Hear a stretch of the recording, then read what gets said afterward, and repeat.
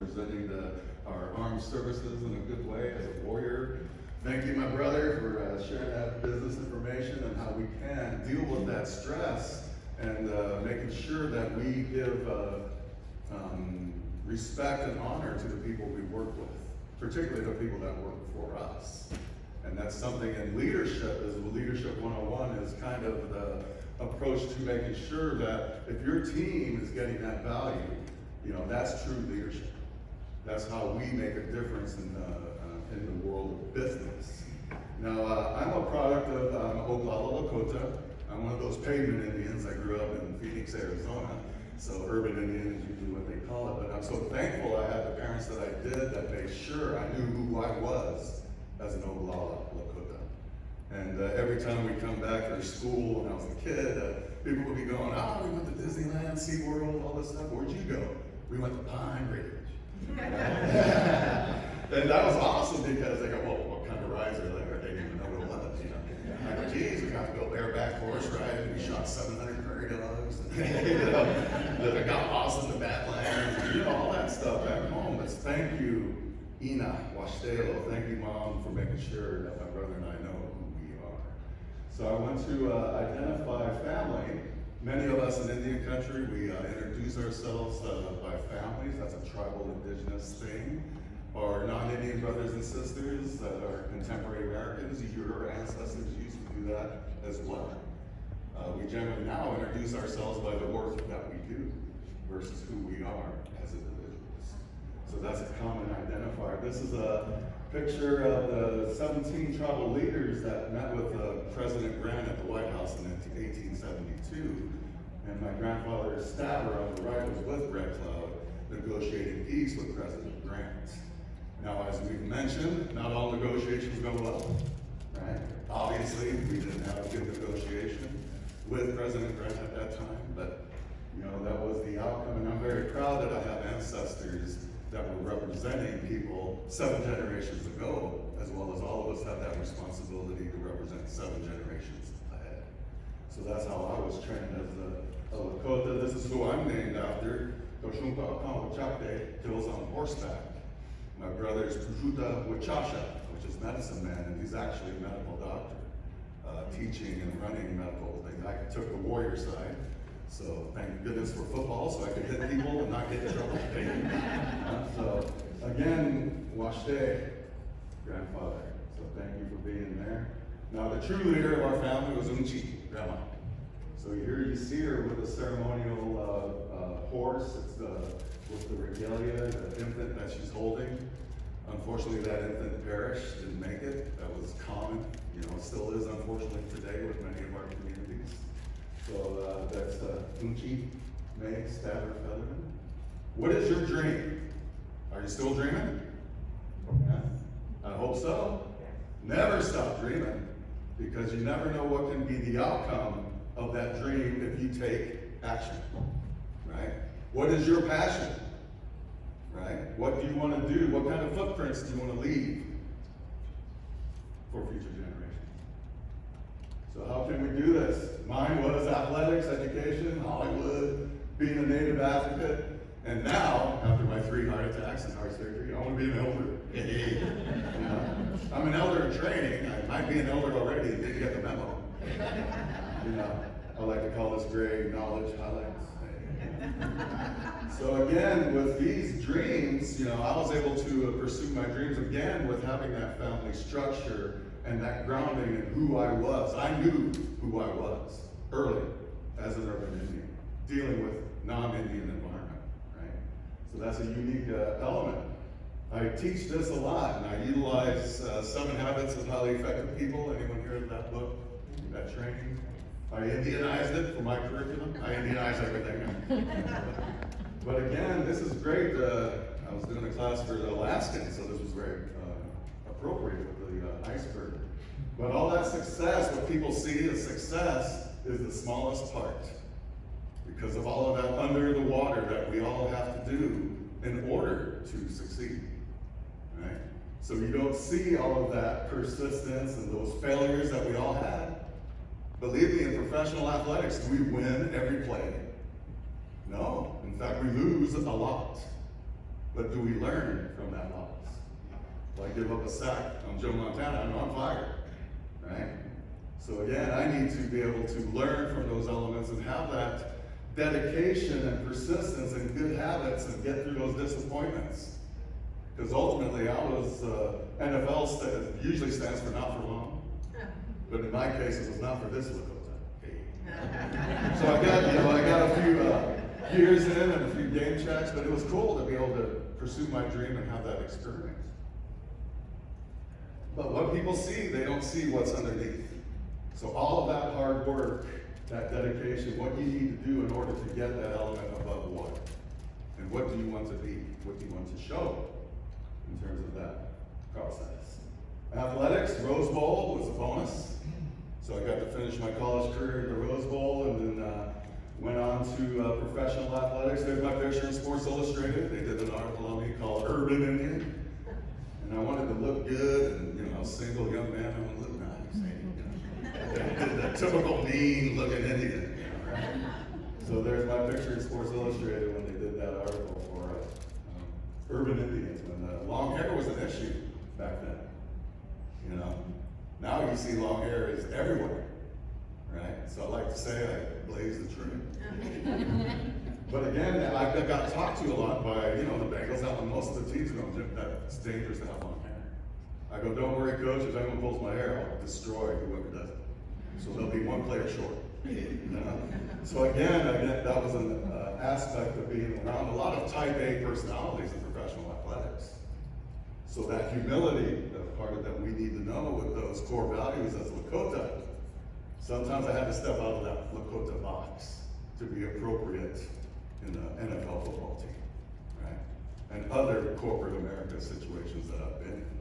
And Congress. So the arts and entertainment, I went after NFL, I was gonna be like Jim Brown, Fred Dreyer, I'll go do the Hollywood thing, right? So I was dreaming big, why not, And of course, NFL was short, so overall it was unsuccessful. Fortunately, I got to play in NFL Europe, and arena football was my summer job during my graduate studies. So it helped finance my education, football did. Hollywood here, my first movie was Substitute with Tom Berenger. I accidentally knocked him out. He was up for 2 days. So I got in trouble by the producers. But we got fight scene of the month on cinema. They used this shot that I accidentally hit. So these are some of my roles. As an actor, was it frustrating for me as a Native American, as an Oglala? What kind of roles was I playing in Hollywood? What was the assumption of Hollywood in terms of what Indian people are, right? Cowboys and Indians, good guys and bad guys, cops and robbers, all that stuff with Hollywood. It was quite frustrating as an educated Native person portraying some of these roles. So I know I'm no longer acting, but I may come back now as the old elder guy. Hey, But again, that was a frustration for me, so I just got out of it. The final straw was Adam Sandler when he remade Longest Yard. And I got that part for Bull, the big Indian, But Adam changed the script and made the Indian the guy that he beats up, instead of the guy that was the strong guy of the prison, So I was excited for the role, and then Adam comes in at Sony Studios, the whole cast is there. Burt Reynolds and Cloris Leachman. Cloris Leachman, I have to tell this story. She walks in, it's a room full of big guys, and the guys bigger than me. It was awesome to be there. All men, Burt Reynolds, the whole bit, And then she walks in, and she goes, well, boys, I'm taking over. She got up on the table, and she mooned us. And she was 75 years old at the time. So I've been mooned by a 75-year-old woman. But that was, of course, Cloris Leachman. We just lost her recently. But she had a great story of her experience in Indian country, as well as Burt Reynolds did with Sonny Six Killer in the original Longest Yard. And then Adam comes in and goes, I need you, he comes up right to me, I need you to sound more foreign. What was he asking? And I immediately said, oh, you want the Hollywood stereotype Indian? And he kind of stood back, and that cost me my job. I didn't get the part, right? And that's fine. It cost me $100 grand. Would have been nice to have that, but not my integrity as a Native person. So that was fine losing that part. But we don't go to Adam Sandler movies for cerebral experiences. But microcosm of society is Hollywood perceptions of different cultures. So I hope to change that, and I'm doing it now behind the camera instead of doing it, via film. So advocacy, we must advocate. So I've done a lot of testimonies before Congress and made sure that my voice was heard as best I can, representing those future generations, so that we are seen differently in terms of congressional aspects. Because they're dealing with, my next film is Ignorance by Design. And it's going to be identifying a lot of these things that we deal with every day as Indian people. So again, be an advocate. Don't be afraid to get up there and make your voice heard. And thank you, Mom, for forcing me to be a public speaker. I used to didn't like it, because after Rose Bowl, all these schools are going, come speak for us. I go, no, thank you. And then Mom found out. She was, boy, that's right. So thank you. So now you can't shut me up. I'm up here out there being afraid to be up here. Good day for Indian country this year. Finally, we have a Native person running the interior. Took a long time. Right? Now we don't have non-Indians making decisions for BIA. Bosses Indians around. Oh, excuse me. You made something up. But now, Deb, we are fortunate to have breakfast with her and talk. She was speaking at the disability conference that we're working at. So and she has a good heart, and she's a strong res woman. So she will stand up to those that have been taking advantage of us in Indian country. So we need more of that. It's slowly, very painfully slowly for us as Native people to be included in these systems. But now we have someone that will be a voice. So after my education and getting my master's, and I'm one of those dropouts, I didn't finish my doctorate. But again, the entrepreneur element is I wanted to create something, warrior society development. Now, why do I call it warrior society development? We shared our reasonings. That's our label, our brand as companies. And I want to develop warriors. I want to get to that element of being proud of who you are and know who you are as an indigenous person, but also know how to work in contemporary America with our non-Indian brothers and sisters. That is key. We need to be able to work in their environments, still keep our heart as Native people and don't compromise at the center. But again, who can we make sure that we have that opportunity so that we now, I have WSD Productions. So now I'm a producer suddenly. My goal was always, and one of my other dreams was the PGA. Phil just won down the road here. But I didn't make that. But I'm now eligible for PGA Producers Guild of America. So I should have spelled out my dream, I guess. But hey, I'll take PGA and producers. I never thought of that. That was not on my wheelhouse. I wanted to be the actor and all that. But now I'm behind telling the stories from a Native perspective. So it's wonderful to have this. In a couple of weeks, the film you just saw is up for 3 Emmys. So June 8th, send positive energy, right? Because if it wins an Emmy, then it gets more exposure to educate more people, right? I'll take the trophy, I'd like to think. But more importantly, I'm doing whatever I can to leave footprints in the world of film so that it can change future generations. So here are some of my other films that have been winning awards. All my films have won awards. Does that mean I'm a great filmmaker, or am I just telling the truth finally? Right? That's it. So again, I'm representing my future generations and past generations as best as I can to make sure that my platform provides an opportunity for people to learn. So on Thanksgiving, when that showed, 33 million people saw it. So that was, suddenly Thanksgiving, they're going, oh, okay, I've never heard this before. So all those families around the table discussing turkey, right? Because the first thing we learn in school about Indians is cutting feathers and pilgrim hats. And we share turkey. So there was Indian 101. Our curriculum is terrible. I teach internationally, and Europeans and Asians know more about us than Americans do. So it's time to change curriculum so that we can learn the truth together as American citizens and move forward together. They want us to move on and forget. No, it's not going to happen. The 10% of us that survived that 400-year genocide, where 90% of us perished as a result, We are strong people. What they went through to be here so that we can be here today to make a difference and leave our footprints. We never can forget that. It's difficult to discuss. Now you can go to my Poshmark. So I was stranded at home. I couldn't go to the big and tall store. Right? After my heart attacks, I lost 50 pounds. I'm down to 320, just all skinny. But I had a bunch of 4X tall, 5X tall clothes to sell. Because I'm sitting there selling online. I never shop online. And then I'm buying stuff. I go, hey, Dean, why not make some money out of this hobby? So I got about $2,500 for my old 17 shoes and suits and all that. Because now I'm 3X tall. I'm just tiny. So you go to my Poshmark. It's called Big Guys, Big Bodies. Right? So it's just as another business. Right? And I'm going to pay for all my new clothes. This is all paid for by my old clothes. Right? So whatever you can do, I mean, you never know. Did I think I'd have a dasher? Was that my dream? No. But my dream to pay for my new clothes is a bonus.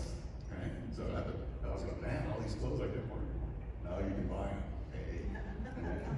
So again, whatever it is, academics obviously was big for me. Thank you, parents, once again. To make sure I wanted to get that education and make a difference. So at San Diego State for 22 years, I created CARE, Circle for American Indian Rehabilitation and Education. I created post-employment training, American Indian Rehabilitation, the PEDAIR program, where 17 of my 115 students got their master's degrees as a result of the certificate. And it was 98% Indian. I got in a couple of non-Indians that were working for each other, right, in the state's agencies. Now I have at University of South Dakota, I thought I retired from academia in 2015, but I was pulled back in because it was in the homelands where I could make a difference for our people and create the Oyate Circle at University of South Dakota, where it serves disabilities. We have the highest rate of disability than any other culture in the world. Why is that as Indian people? Well, IHS being funded at 60% is the first culprit. Right? Some of these issues that we're dealing with disability, and I joke I used to cause disabilities as a football player, but now, because my dad showed me what true strength was, living with MS for 37 years and working as long as he possibly could, regardless of his disability. What I saw was true strength. When he went through those struggles, that was a great experience for me. So I developed a lot of my stuff has gone to disability. And I've made a few Hall of Fames as an athlete, but just the last month I made my first Hall of Fame for my brain. Hey, as a teacher, as a mentor in the world of disability. And this was a great honor in honor of my father, because he fought hard for many years. He's made his journey, but he's still with me. And I represent him as best I can through the disability work that I do. So vocational rehabilitation, there's 85 tribal voc rehab programs that's getting people with disabilities training to work. Access them and they'll train them and it's specifically for the work that you need. And you'll get a tax benefit hiring people with disabilities. So again, 7th generation philosophy, I'll close with this. 10 two-letter words for success. If it is to be, it is up to me. Right? Never be afraid to ask for help, because we're in this for the future generations. As City Bull said, let us put our minds together and see what life we can make for our children. We all have that common bond as human beings. We want a better life for our next generation. And that's why we're here, is those little ones. So they have a better opportunity to start their business and live their dreams and keep their Indian heart and their temporary ground.